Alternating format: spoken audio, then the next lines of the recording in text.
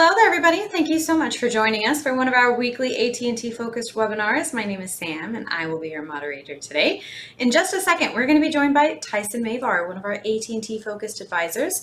Tyson is going to be covering the AT&T pension with you, going over the current interest rates to help you decide the best retirement date and make the most out of your pension. Before Tyson comes on, I'd like to just quickly remind you we are not affiliated nor endorsed whatsoever by AT&T. Please keep that in mind. We are a completely independent group of financial advisors here. Second, there will be some links entered into the chat box. Please keep an eye on that as well. They will correspond with some of the things Tyson will mention, such as our complimentary cash flow analysis. There will also be a link in there to view our AT&T retirement guide, so take advantage. And lastly, if you have any questions while Tyson is speaking, please feel free to enter them in the Q&A box. It's completely anonymous, and I will do my best to field those questions to an AT&T focused advisor like Tyson so that they can address you as soon as possible. And without further ado, here is Tyson Mavar. Hello everyone, and thank you for attending our webinar series today. My name is Tyson Mavar, one of the AT&T focused advisors here with the Retirement Group. And today's webinar series, we're going to cover what we find to be some very important information related to the AT&T pension plan.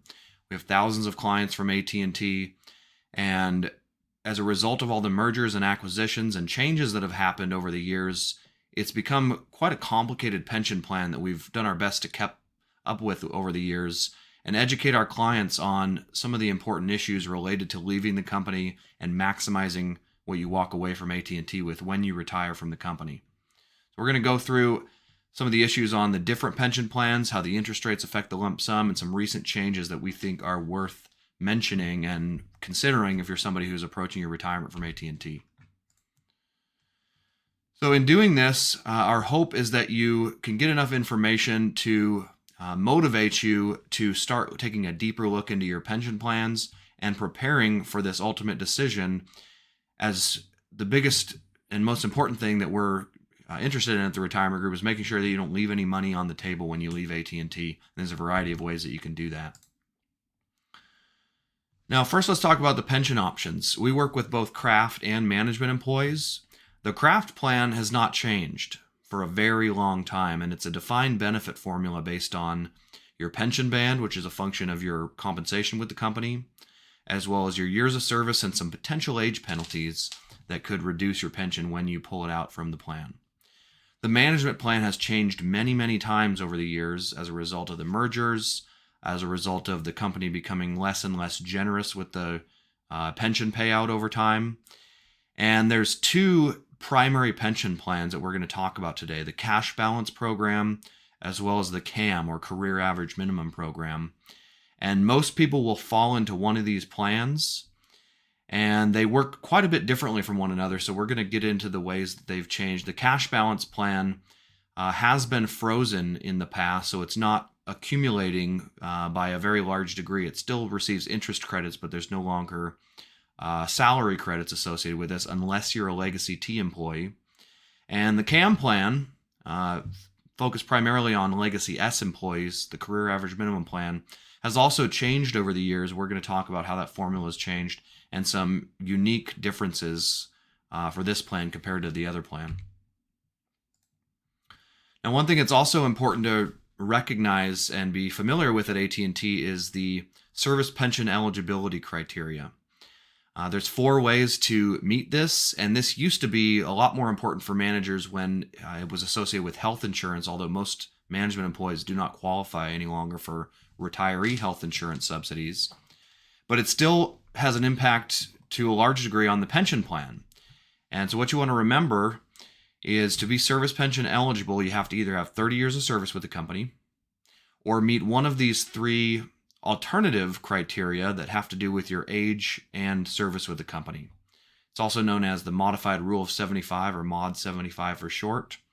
And the 3 ways that you can achieve this is by being at least 50 years old with at least 25 years of service, at least 55 with at least 20 years of service, or at least 65 with at least 10 years of service.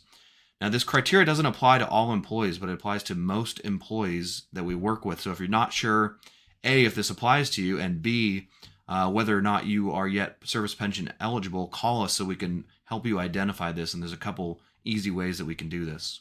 But it could mean a difference of several $100,000 on your pension in the case of the lump sum, or several $1,000s a month in some cases on the annuity option of your pension. So it's definitely worth being familiar with.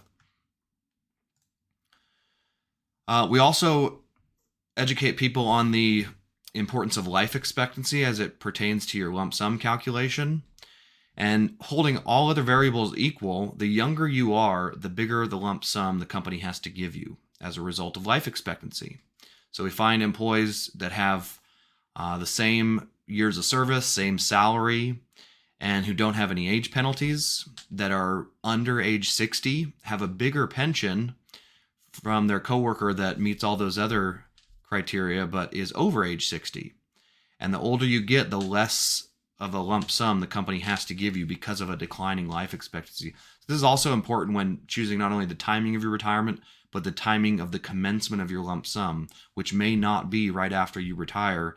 And in many cases is why we tell people to take the lump sum as quickly as possible, but there's a variety of circumstances where it might make sense to wait to take your lump sum. It could be because you have age penalties still. It could also be because we anticipate interest rates to be going down, and you could be able to receive a larger lump sum as a result of declining interest rates. So there's a lot of variables here, but all else held equal, the younger you are, the larger your lump sum is going to be as a function of your life expectancy. Now, one thing that's also very important, if you're somebody who's considering taking your pension as a lump sum, it's important to know that interest rates will affect your lump sum payout. And the higher interest rates go, in most cases, the lower your lump sum is going to be. The exception to this is folks that are on the cash balance plan, where interest rates affect your annuity payout but do not affect your lump sum. And one exception to this is legacy T employees who are on a cash balance plan, but the company goes through the IRS conversion of turning this cash balance into an annuity and then converting it back into a lump sum using the 417A interest rate conversion, or the Pension Protection Act interest rates. Moral of the story, in most cases, higher interest rates are going to result in a lower lump sum, and it's very important to pay attention to interest rates when you're not only deciding which option to take on your pension, but deciding on the timing of your retirement and the timing of your commencement of that pension. Now, interest rates change once a year at AT&T. That happens on January 1st, and I'll zoom into this table here. On January 1st, the company is going to use the prior November interest rates to calculate your lump sum. And so, for example, we've gone down over the years to show you going back to the November 17 interest rates and what people were receiving on their lump sums in 2018. Those went up the following year, but then started to go down in part as a result of the pandemic. And we saw some very low and very favorable lump sum interest rates in 2020, 2021, and especially in 2022. From 2022 to 2023, those interest rates jumped pretty dramatically. People that weren't able to retire in time for the change lost a substantial amount of lump sum money in their pension. And we also saw these rates climb again into 2024 as a result of the November 2023 interest rates. Now, what has happened since then is interest rates have come down. We now have the most recently available data for April of 2024, showing a reduction in interest rates about a 0.25 percentage point on all three of these segments. It's also important to remember that the second segment, right, this middle column here, carries by far the most weight in the calculation. So this is the one that we focus on the changes of the most, so that we can educate our clients whether or not their pension lump sum will be increasing or decreasing going into the next year, and we can make good decisions about the timing of our retirement and the potential option to defer the election of our pension if we anticipate interest rates are going to be going down, and as a result, our lump sum will be going up. So keep informed on this as we get closer to the end of the year. Watch these webinar series. Keep in touch with us at the retirement group so we can help you understand the impacts on your lump sum. Could mean a change in the way that you're taking your pension. It could mean the change on your retirement date or a change in your big picture income strategy. So this carries a lot of weight in a lot of different decisions on your retirement. and very important to keep up with. Now, we're going to go through the pension formulas. Just keep in mind that not everybody at AT&T is on one of these pension plans, and this is why we encourage you to take advantage of the complimentary retirement cash flow analysis that we put together for everybody for free. Anybody who works at AT&T, even if you're not a client of ours yet, we're happy to do this for you. And in going through this exercise, we'll dig a little bit deeper into the particulars of your career with the company and what information is relevant to you. But here's what affects most people. There's this cash balance plan that started to be offered in 1996. So they gave everybody that was employed at that time and qualified for this plan an opening balance, then continued to credit people based on salary credits as well as interest credits. Unfortunately, in 2005, they froze the salary credit component of this plan and now are only accruing interest credits on everybody that qualifies for this cash balance plan. A few years later, they came out with a career average minimum plan. This affects the majority of people that we talk to at AT&T, the CAM plan for short. And this came about in 2001. Everybody who was an employee, a management employee at that time, was immediately eligible. But if you were hired after June of 2001, you had to wait 3 years to be qualified for this plan. And it's changed over time. It used to be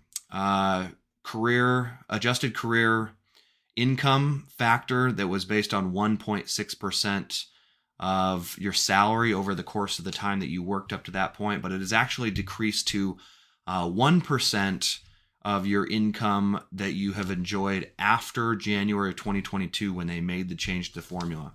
So in other words, the pension just grows slower today than it did prior to 2022 when they made this change. And those that are still on this plan are still receiving accrual. They're still receiving increases to their pension the longer they work.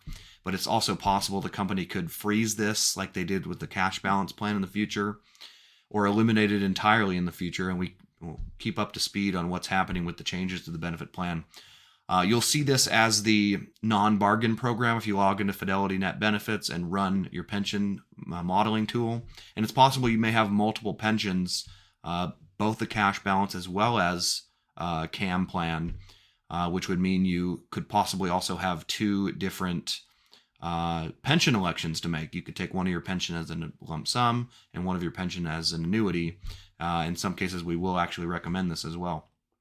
So it's become complicated over the years, and there's a really neat tool in the net benefits calculator that you can look at how the company is calculating your pension, drill down into all the details, and we'll typically look at this when we're helping somebody with their pension commencement forms, and also in what option's likely going to produce the most income to them and their family throughout their retirement.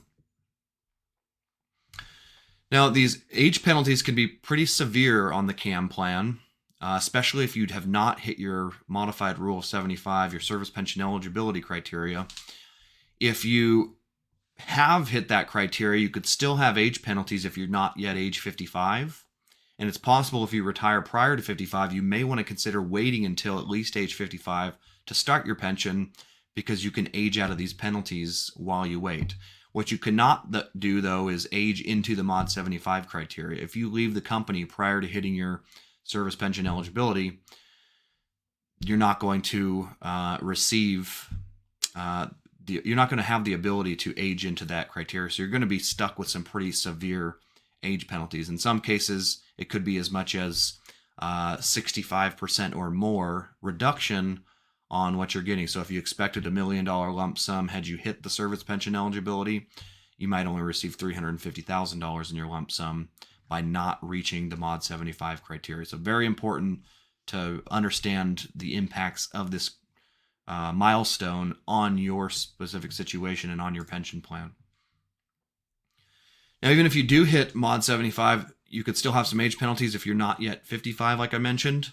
And those age penalties are 3% a year if you've hit your 30 years of service, or 6% per year if you haven't hit your 30 years of service. So let's say you have 28 years of service and you're only 53. That's going to be 6% times 2 years, or a 12% reduction on your pension. If you waited 2 years, you would have no age penalties. And if you happen to get your 30 years prior to reaching age 75, you'd also get a bump in your pension because the age penalties just were cut in half. As many of you know, there's a variety of ways to take your pension. The lump sum has been popular for a while for a variety of different reasons, but it's not the only option. These annuity options make a lot of sense for a lot of different people. The single life annuity is the highest annuity payout form, but it's only good for one lifetime, you the employee, and once you pass away, the income stops. The company keeps any unpaid amount of your pension plan. Joint survivor is good for 2 lifetimes, and there's different payout options with this. The 100% annuity, for instance, gives you the lowest payout during your lifetime, but it allows your spouse or your joint annuitant, if it is not your spouse, to receive more income during his or her lifetime after you pass away. And you can increase your pension amount in your lifetime, but it's going to decrease the income that your joint annuitant gets. So a lot of flexibility with how to receive this. And then there's the full lump sum, of course, but there's also a partial lump sum for many employees, not everyone, but many employees get a partial lump sum with residual annuity, so you have a little bit of both. And then, of course, some people will opt to take the lump sum, but then invest a portion of that lump sum into their own annuity that they have control over in terms of the cash refund or death benefit that offers, any inflation adjustments, or the ability to invest that money. So thousands of different options to get some type of an income stream off of that lump sum other than just taking the annuity from the company, but also having their risks and costs associated with them as well. Now, there has been some changes, many changes over the years, but one in particular that had a lot of people concerned about AT&T shifting the liability of current retirees' pension responsibilities over to an insurance company called Athene. So this affected about 96,000 retirees. I believe it was somewhere around a quarter, 25% of the outstanding pension liabilities that the company previously had. These are now being paid by Athene. And the biggest impact of this is that these folks that had their pension liability switch over to Athene no longer enjoy Pension Benefit Guaranty Corporation insurance as they did when AT&T was responsible for their pension liabilities. Now, Athene and other insurance companies still have to have insurance, but it just works a little bit differently, and it's not insured under the PBGC insurance program anymore. So that is a reason that I've seen a lot of people taking a lump sum just to have more control over the protections on their monies. But still, those people that are retiring right now are not exposed to this, but could be exposed to it in the future, is the point of this discussion about the lack of control. Once you take that annuity, you don't know if it's going to be AT&T paying those obligations throughout the rest of your retirement. And the biggest concerns that I hear from people are, the solvency of Athene. What's the rating of Athene? What insurance companies could be taking over the pension in the future, and what could happen potentially based on the business decisions of those insurance companies to my pension. There's a lot of uncertainty with that. That's why we encourage people to at least consider this when you're making a decision whether to take the lump sum or the annuity. And then ultimately how to invest that lump sum becomes a very big responsibility of yours and your advisors after you leave the company, and start attempting to at least earn interest on that money so you can help to protect against the risk of inflation in your plan, but also investing that appropriately so that it's not exposed to a variety of different risks that could have you running out of money in retirement or outliving your retirement assets, which is the biggest concern of ours as income advisors, making sure that our clients have money throughout the rest of their life. Unfortunately, what we've found historically is that 74% of Americans over the age of 50 do not have a written plan for their retirement, and this is absolutely unacceptable to us, in part because there's a variety of companies like the Retirement Group that will do this for you for free on a complimentary basis in an effort to get to know you, and ideally with the intention of earning your business, although there's no expectation of that. Take advantage of the retirement cash flow analysis. It doesn't cost anything to you except for a bit of your time, and we're willing to invest some of our time. If you're willing to invest some of yours with us, all we ask is that if you get some value in this exercise, that you help us to grow our business. Even if you don't do business with us, just by recommending some of your coworkers also talk to us, as we believe we're very qualified to help them as well. And get a second opinion, whether you're planning on just doing everything on your own in retirement or you have an advisor that you've had a relationship with for a long time. There's no reason not to get a second opinion, because worst case scenario, you'll verify that everything that you're planning on doing is perfect. Best case scenario, you identify some flaws in your plan or your exit strategy, and now you at least have uncovered some issues that you might want to address that could give you a stronger retirement plan and a lower probability of running out of money in retirement. And we're happy to do this for you on a complimentary basis. There's a variety of resources that we have available specific to the AT&T retirement strategies, as well as generic retirement income planning, tax strategies, estate planning, and investment planning. The ways that you can get a hold of us, easiest way is just to add us on LinkedIn and follow along with the content that we publish. Like this webinar, we will post later on LinkedIn, as well as hundreds of others that we've done over the years we think you might get some value from. And if you'd like to schedule a call with us, you can call us at the home office, 800-900-5867. You can email us at info@theretirementgroup.com. You can also take a picture with a smartphone of this QR code to schedule a call with myself or one of my colleagues at the Retirement Group, who intimately understands the AT&T benefits and has many clients from AT&T that we've gone through this process with many, many times over the last 30 plus years that we've been helping people from AT&T. So with that, we're going to wrap it up, but we did get a few questions that came up this week that I wanted to address. So we're going to spend a few minutes on these. First question, can I receive a combination of a lump sum and an annuity payment? There's a few ways to do this. I mentioned earlier, you could, of course, take the lump sum and then invest a portion of that lump sum into your own annuity through an insurance company. And there's a variety of different merits to doing that, benefits that you get from that also come with their costs. So that's something that you want to have a qualified advisor walk you through, options that you have with that lump sum to build your own annuity. I also mentioned the partial lump sum with residual annuity. Not every employee has this. And unfortunately, you're stuck with whatever you get. Some people will get a lump sum that only amounts to about 5 or 10% of their pension, and a residual annuity that's the remaining 90 to 95%. So not a lot of flexibility with this, but it's possible it could match up perfectly for your income plan. If you're somebody who's looking to have an income floor in their retirement plan, which is a lifetime income stream that is not dependent on the markets or your life expectancy, that at least covers your basic expenses. That is a lot of people's ideal retirement strategy. In some cases, the partial lump sum and residual annuity could be a good fit for that, but I've seen it recently to be rare, and most people will typically opt for either the full annuity or full lump sum, depending on their circumstances. Question 2, can I allocate part of my pension for healthcare savings? Absolutely. This is what most people do. That will have a budget set up, and a portion of that budget, of course, is healthcare expenses in a retirement plan. You can earmark your retirement account for healthcare expenses, but you can also, in some cases, transfer money directly from your retirement account to an HSA, for example, which could have some tax benefits to doing as well. So there's a variety of ways that you can earmark a portion of your pension for healthcare savings, and some of them that actually have some tax advantages. Question 3, I'm worried about running out of money. Can I change my decision from lump sum to annuity or vice versa after retirement?